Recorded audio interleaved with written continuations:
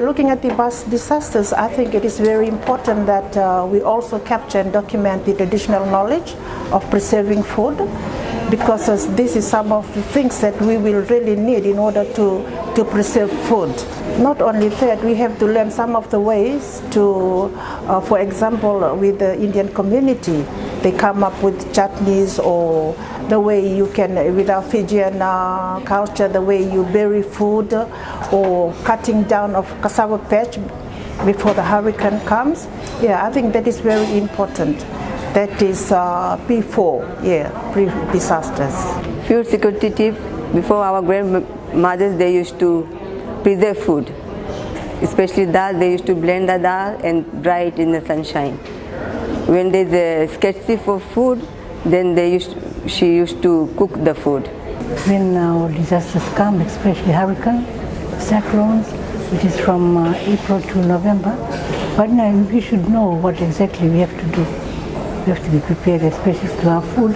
We get all our tin stuff, whatever we think we need, green like popo, huto, and try to go back to our old style, our old Fijian way. My food security tip is that people should be prepared for the disasters. When the disaster is about to come, they should be prepared for their food safety, use traditional methods in preparing their foods to keep it longer, and grow crops that are root crops so that they cannot be damaged by certain hurricanes or cyclones. And then you have to preserve like in the season now, we have tomatoes in lots of tomatoes. You can preserve by heating it up, cooking it, and then packing in bottles. And they are valuables too, that the cattle and the livestock should be taken into safe and secure places. Food security tip would be storing and preserving food before and after disaster strikes. This is something that persons with disability also take into account when it comes to disaster preparedness. A tip for food security would be the use of traditional knowledge in terms of food preservation in both culture, the Itake culture as well as the Indian culture. Food security is to ensure the availability of food rations. This is before any disaster to cater my family members.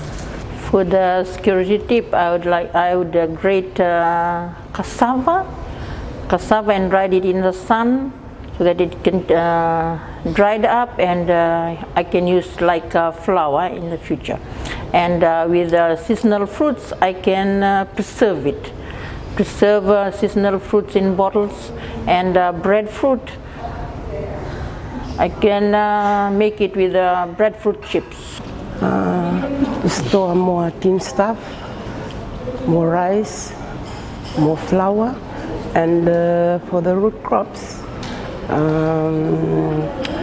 I will store more yams, kumala that can withstand any kind of weather, and for the cassava, I can grate the cassava and sun it.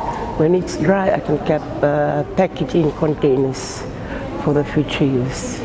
My food security tip is that we need to get along with the elders of the community, get to know the traditional knowledge and the ways of preserving food, such as drying, smoking. That's my food security tip. And planting crops that can be stored for a longer period of time, such as cowpeas. In terms of preparedness, looking at our food security, I think what the women should be told is that they have to store a lot of food before the cyclone or before any disaster, food that can last for at least 5 to 6 to 7 months, which they can cater for them for that period of time, because mostly after the cyclone there's shortage of food, and so if they store a lot of food, it'll be available. I mean, they'll be able to have food that can cater for them for the next 3 months after the disaster. My food security tip is that to put all three food groups and on the table, and it is very hard now because the food it is very expensive in town, and so we have to do the backyard gardening for the food.